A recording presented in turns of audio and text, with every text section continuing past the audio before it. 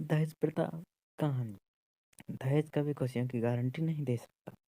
एक सुंदर कन्या अनामिका कॉलेज में अपना ग्रेजुएट पूरा करती करती है, तभी उसका मुलाकात एक लड़के राहुल से होती है। राहुल की बहुत स्मार्ट, माता पिता का आज्ञाकारी बेटा था। दोनों एक दूसरे को पसंद करने लगे। दोनों दोनों का ग्रेजुएशन पूरा हुआ। राहुल अपने शहर में जॉब करने लगा और लड़की भी एक अच्छी जॉब निर्णय लिया कि वह माता पिता से शादी की बात करे। वक्त न आ गया, लेकिन परेशानी यह है कि दोनों की कास्ट अलग अलग है। अनामिका ब्राह्मण है और राहुल राजपूत। राहुल के समाज में दहेज बहुत जरूरी था, जो कि नकद में होता था। उसके अलावा कई तरह के गिफ्ट और गहने गहने भी मांग की जाती थी। राहुल ने अनामिका को यह स्थिति स्पष्ट की और कहा, घर वालों को मनाओ, और अगर तुम सभी मांगे पूरी करते हैं तो मेरे मेरे माता पिता तुम्हें पलकों पर बैठाएंगे। अनामिका ने अपने माता पिता से यह बात कही। अनामिका ने माता पिता को यह बात पसंद नहीं थी, पर अनामिका की जिद थी कि अगर तुम्हें दहेज दोगे तो मेरी इज्जत बढ़ेगी। अनामिका ने माता पिता सक्षम भी थे, बिना मांग मांग के भी अनामिका को बहुत कुछ दे सकते थे, पर उन्हें इस तरह दहेज की मांग करने वाले लोग पसंद नहीं थे। लेकिन खुशी चाहते थे। उन्हें यह डर था कि कहीं उनकी बेटी ये ना सोचे कि अपनी बेटी को कुछ देना नहीं चाहते, इसलिए उन्होंने यह शर्त मानी।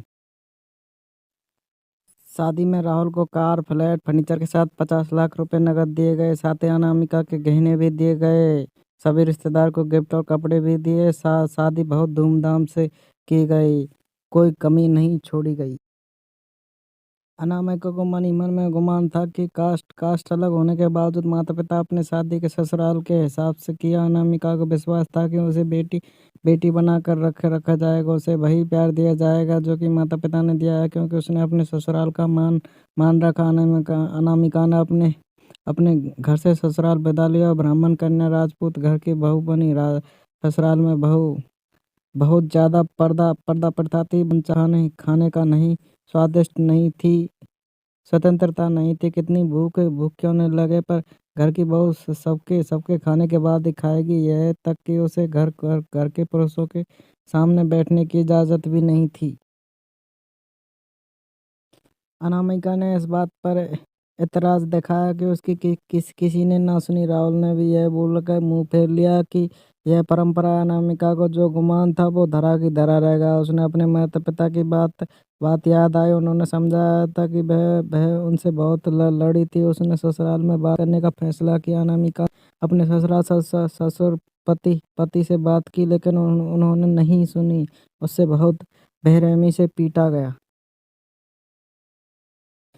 अनामिका ने सभी सभी ऐसा व्यवहार नहीं कभी अभी ऐसा व्यवहार नहीं देखा। उसे जिस लाए हुए दहेज पर घमंड था, वह चूर चूर हो गया। अनामिका के माता पिता से बात करने की शर्म शर्म महसूस हो रही थी। वह कसम में एक दिन अनामिका ने अपने आप को खत्म कर दिया। माता पिता को जब यह पता चली तो उसकी गलती का एहसास हुआ कि वक्त वक्त रहते समझा समझा होता तो बेटी के साथ बेटी साथ होती। जो जो लोग धर पर बेटे की शादी कराते हैं, उनकी सोच हर तरह से छोटी होती है। जो बेटे को नीलाम कर सकते हैं, वो किसी और बेटी को कैसे अपनी बेटी बना सकते हैं।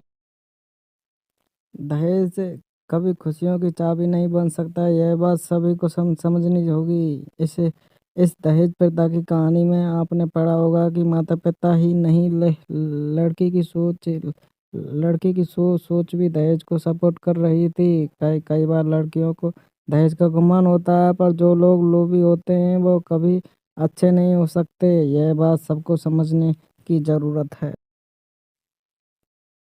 कहानी जीवन में बहुत मायने रखती है। कई बार बड़ी से बड़ी डिग्री भी ज्ञान ज्ञान नहीं देती। एक छोटी सी कहानी जीवन बदल देती है। शिक्षा पर कहानी को आधार बनाकर अपने बच्चों को जीवन जीवन का सच्चा ज्ञान दें। अगर कहानी अच्छी लगी हो तो कमेंट करें और शेयर सब्सक्राइब जरूर करें। अगर कहानी अच्छी लगे तो और पढ़ें मैसेज के सब्सक्राइब जरूर करें।